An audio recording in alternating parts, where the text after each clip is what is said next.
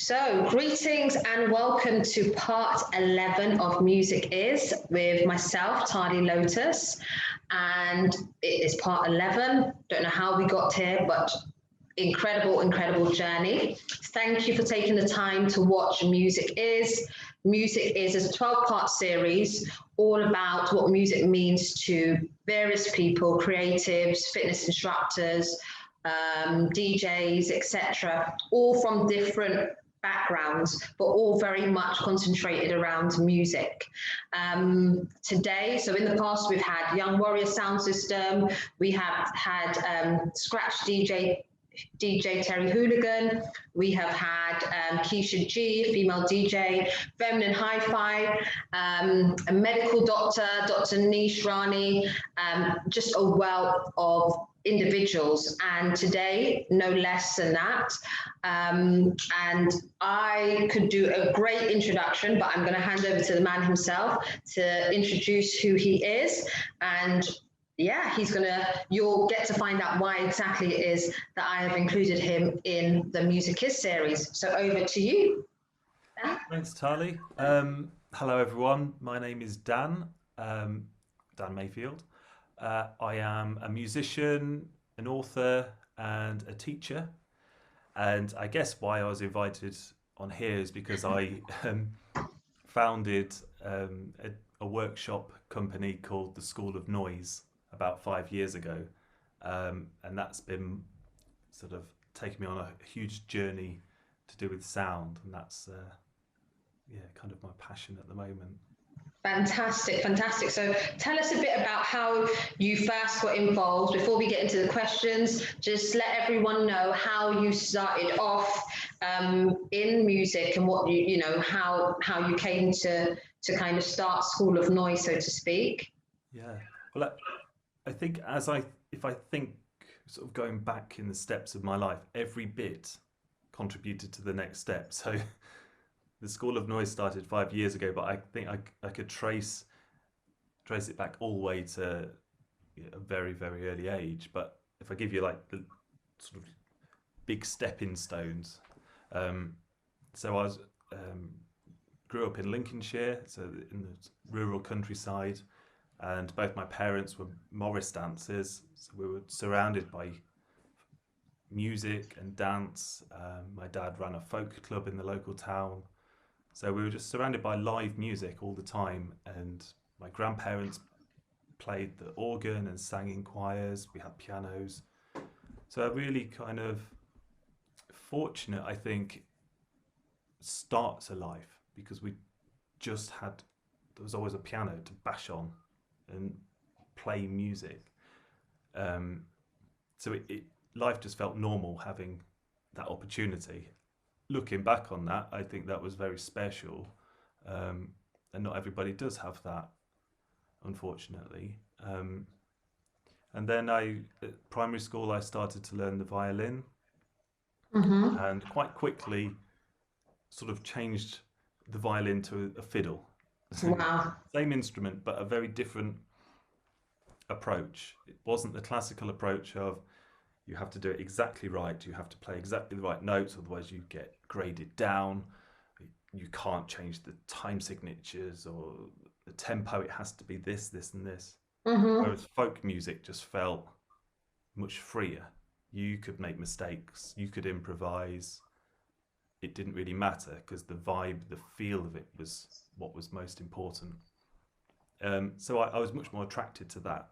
You could have a beer with playing music. Yeah. So that was quite Always attractive good. to me, like playing, busking, playing at jam nights in local pubs.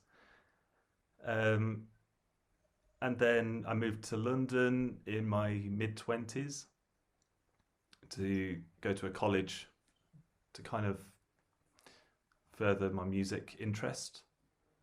And then just fell into playing with bands in London, which was amazing. I just fell in love with London straight away. There was always something to do.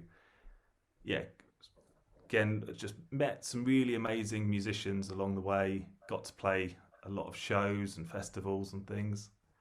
And then I was always interested in music just being this little bit of sound. It wasn't everything. I liked that architecture was influenced by sound, medicine was influenced by sound, music, obviously.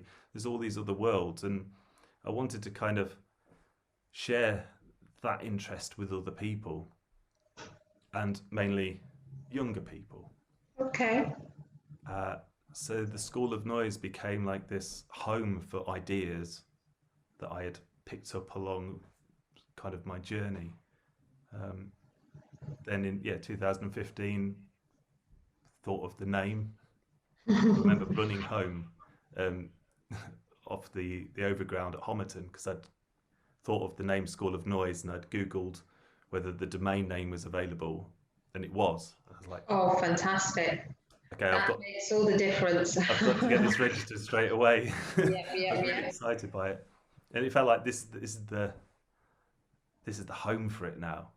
And Oh, in the last 5 years, it's just been the place that I can share instruments that I buy or stories that I find out and music that I hear.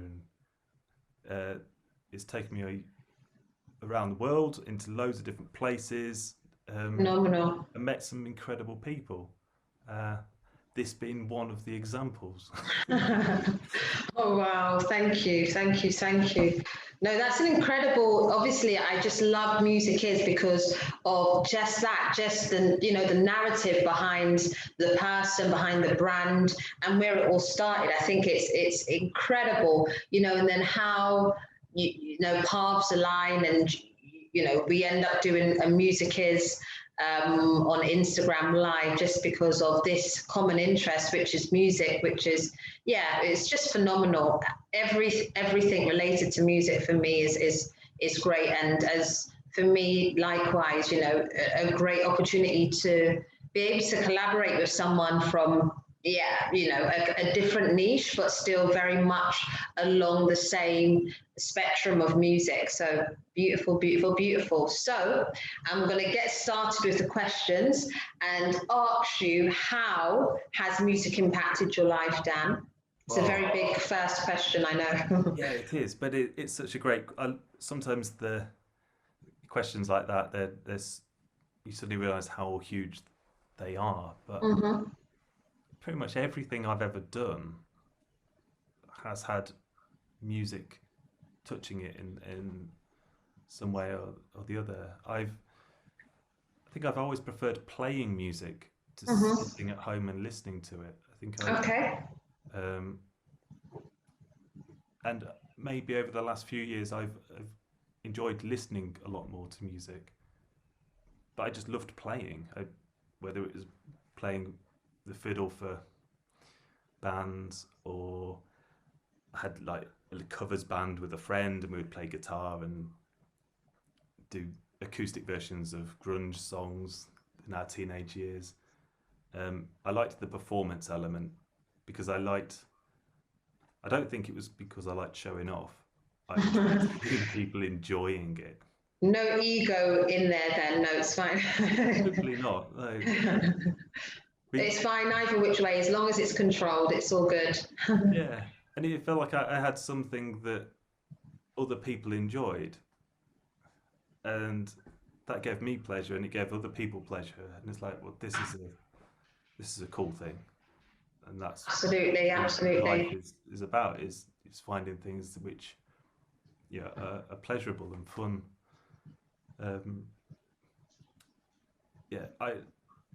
Music's kind of it's a crazy thing because if you think of all the different genres, it's just mind-boggling that we can even call it the same Yeah, under the same roof as music. I know. It's just, when you think about, exactly that, it literally is mind-boggling. And even like new songs, I just think, it's just like a plethora of sound, isn't it? And it's just like the different genres and different song names and different beats and makeups and rhythms. It's incredible, absolutely incredible. And I think that's why for me, music and how it impacts is so powerful, so powerful, because no two songs impact you the same way, and yeah, as a result of that, you then find that it's just a constant network of growth. Music is a network of growth. That's how I see it. So yeah, music and how it's impacted people is a huge thing, especially for those of us who are musical now. I know that you spoke about obviously growing up with your parents and then being Morris dancers. And what was your first recollection of music, Dan? When do you first remember remembering music? It was probably going to my grandparents and hearing her play on the piano. Mm-hmm. Okay. And what does tell me a bit more about Morris dance, and what does a typical set look like? What does it involve? I'm really intrigued. Yeah, so it's a funny one because Morris dancing of quite a lot of the time gets a bit of a bashing. Okay. It kind of knows itself that it's a bit silly sometimes. Right. And so often it would involve, it can be men or women. Sometimes you have mixed sides where it's men and women. Sometimes it's just separate. And between 3 and 8 dancers. And it's a bit like a CAYA or a barn dance where you have set moves that these people do to music with bells on their legs and sticks or hankies in their hands. Incredible. And it's always danced outside. It's danced all the way through the year to mark different occasions, whether it's May Day or the solstice or around harvest time or Christmas time. I think Morris dancers tend to use any excuse to go outside, do a bit of dancing, drink some beer, and kind of get merry. They'll find any date in the calendar where they can justify doing that. That's see, I don't see that as something really strange, because I think you take those concepts and apply it to different genres. I think it's the equivalent to a lot of traditions. I think about sound system and it being played outside, and any occasion really that there is that we can really celebrate. I think there's that. And obviously it's very much about people coming together. So I think even though, the opinion of others might be that it can be silly and what have you, the actual fundaments of it, I think are quite apparent in a lot of other traditions when it comes to dancing and music and so on and so forth. So yeah, I've never experienced, but I'd be up for experiencing some Morris dancing. Yeah. I've never danced. I've always just played the fiddle for Morris dances, but I thoroughly enjoy it. It's the side I dance for are called the Bells of London City. Okay. They've been going 11 years, and again, it was something when I first moved to London. I found something which was really similar to what I grew up with in Lincolnshire, but it didn't make London feel so vastly different. There's groups of people getting together, enjoying the same kind of thing, and I think that was really special at the time. Amazing. And so obviously you spoke about how you first got involved in music. You said about obviously your grandparents and them being, your first recollection was being at your grandparents and bashing on the piano. I think that's great. Having just access to that kind of instrument is really powerful. And then you also spoke about your parents and their Morris dance and what have you. And then you spoke about learning how to play the violin, and then quickly moved on to the fiddle. So was that your first, is that how you first got involved in music, would you say? Yeah, from playing at my myself. Um, so yeah, I started to learn the violin maybe like age 8 or 9, um, and then through secondary school kept it going. I still play today, as I mentioned, but I think what was interesting at the time was there weren't many boys who played the violin, and they kind of, well, at the beginning there was loads, and then we went to secondary school and everybody just started giving it up.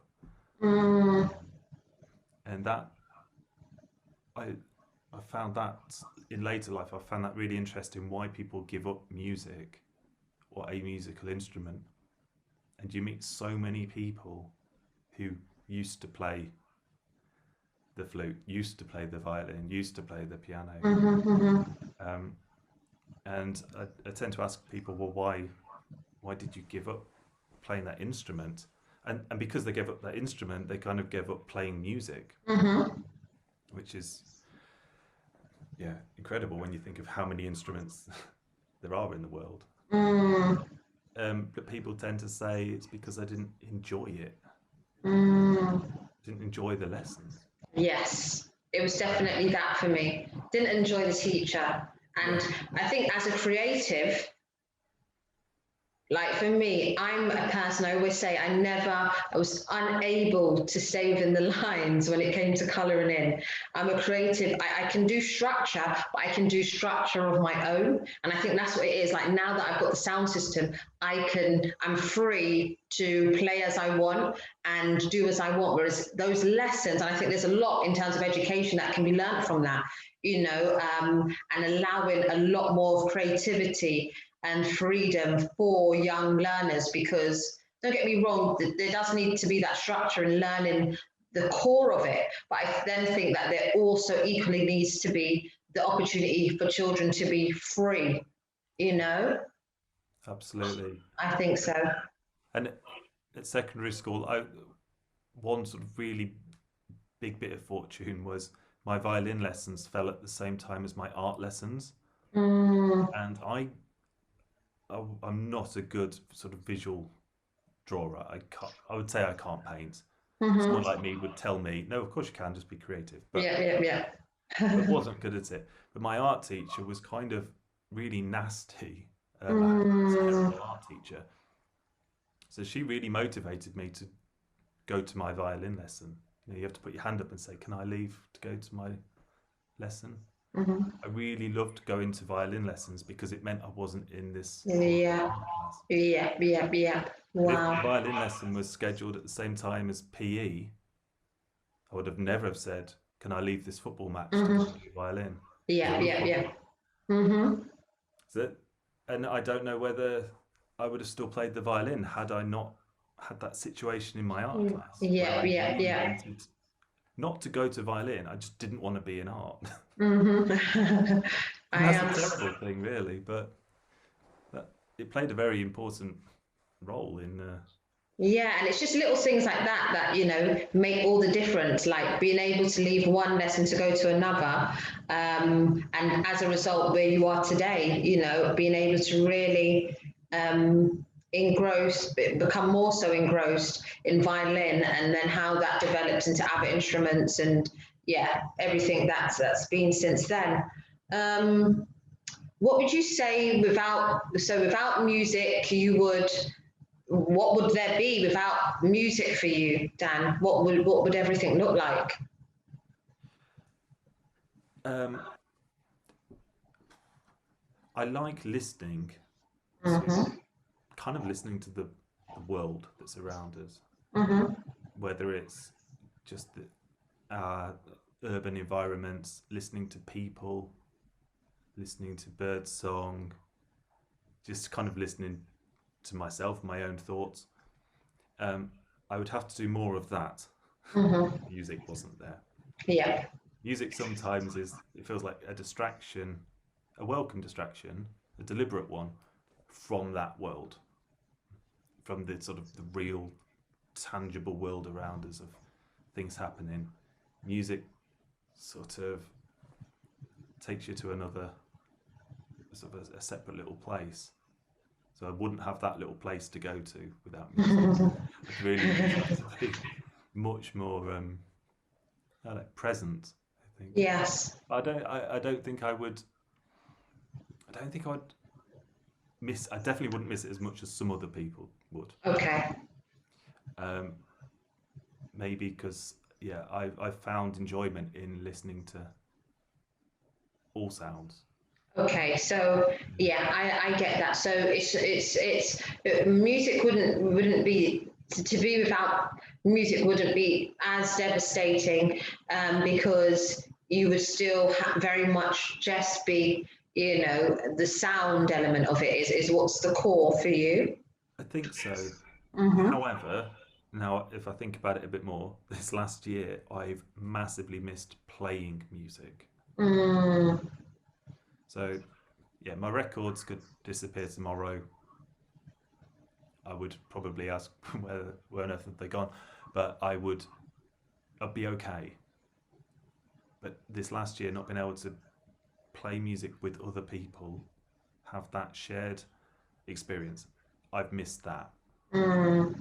That's the huge part of improvising with another musician.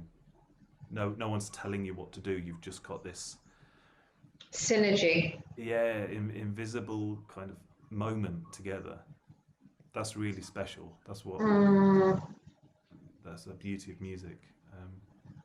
Yeah, absolutely. I have missed that. Yeah, no, I think we all have in our own way, shape, and form. So yeah, without music, it would just be really making the most of the sound around you. Yeah, would you say that's fair? Yeah, Okay, cool. yeah. Um, It's interesting. Playing music is all about connecting with other people. yes. Listening to music is almost disappearing into Mm, sort of away from other people in the world. That's kind yes. of the two worlds that it seems to occupy with me. Anyway. Yes. Yeah. Two different realms, but both very, very powerful. Mm. Listening and connecting. Yeah, and I think I need them both, definitely. Definitely, because even though I play a sound system and you're amongst a lot of people, when you're actually playing the sound, it's just me. So I'm with people, but I'm very much away, which I find I always kind of like, yeah, ponder that, because it's like, well, you like being around people, you like the connectivity, but you're actually in this kind of safe space, which is away, and you're not immediately connecting with people. So yeah, I find I have a love of, overtly listening to music, and then just, quite covertly playing music amongst people, which is really weird for some people. But I find that a lot actually with sound system operators, they actually enjoy the crowd, but they themselves are very much almost disconnected. It's really weird, really, really weird. So yeah, it's all it's very intriguing, very, very intriguing. And how about a most impactful song? What would you say that was for you? Do you have one? No, not not as just a. I don't think I could identify a song. Um, Okay. How about a song that kind of made a difference or changed your thinking in some way, shape, or form? Is there a song even? There may not be, there doesn't have to be. well, I hope this doesn't sound pretentious. It probably will do, but there's a piece of, you can call it music, but it's called 4 minutes 33 seconds. Okay, yeah, frequency. And when this was um, composed by John Cage, who was an experimental Mm-hmm. American composer. Um, Mm-hmm. but this piece of music doesn't involve any playing, so it's about listening for 4.5 minutes. And then he said all of the sounds that you could hear in that time was the piece of music. So it could be Wow. someone coughing, it could be a bird song, it could be the rustling of clothes, and it just I gives like you that. this little moment, and you can do it, and you can listen to it at any time. It just goes That's four so minutes, cool. 3 seconds. And I heard this when I went to college. A tutor played it. Obviously, it's silence, but he said this is about thinking and it's about Mm, listening, and that had a huge sort of profound effect on me because suddenly I was like, oh, so almost all of the music you ever hear kind of just becomes one big bit of music that starts when you're born and it ends when you die, and it's just you're listening constantly to this sort of audio mm, of your life, and I I loved that, and it made me think that sound isn't it's not just music and then you just get on with life and then you play a bit of music and you get on with life. Like, no, it's all that other stuff when you're getting on with life is involving sounds. I can hear my baby crying. I don't know if you can hear mm. him in the background. No. It's, it's just like there's some other sounds and they mean something and they're telling you stuff and Yes, I love it. incredible. I must look that up. Can you send me? Because I find that's really quite cool. You know, I like the idea of it. Can you send me the name of the composer and the piece? Well, I know it's 4 minutes 33. I don't think I can never miss that. So, yeah, if you could Yeah, send that to Cecil. me. Yeah. Mm. And then I always finally summarize with asking everyone to end the statement music is and what music means or is to them. So music is my therapy, it's my power, it's my creativity, it's my love. What is music for you, Dan? I, I think it's a bit of my life where I get to play with sound. The sound can have lots of profound meanings, whether it's to do with architecture, medicine, communication. But the bit Mm-hmm. where you kind of get to play around with it is music. You get Mm. to structure sounds and manipulate them, and yeah, just do something a little bit otherworldly with sound. Yes, yes, yes. No, absolutely. So, in a statement, music is, sorry to push you, but if you had to say one statement, music is Playing with sound. amazing, Yeah. amazing, amazing, amazing. Thank you so much. I think that there's so much potential. Um, for CAYA and School of Noise. I So we agree. definitely have to speak about, you know, because I like the diversity of the two worlds, you know, kind of, you know, just your background and my background and potentially what that could look like in, I don't know, a workshop or um, a piece or anything. So I think there's definitely some more potential, which is really, really exciting, or experiments or something, creating something. So hopefully you'd be up for that. Yeah, Um, absolutely. Thank you very, very, very much for being the Music Is 11th guest. And yeah, anything else that you want to say, please do. And but yes, thank you from Yeah, Kaya. thank you so much for inviting me to speak. It's been amazing to meet you as well. And like you said, I think there's going to be a lot more things we can Crossover. do. Yeah, definitely. Absolutely. Thank you so, so much.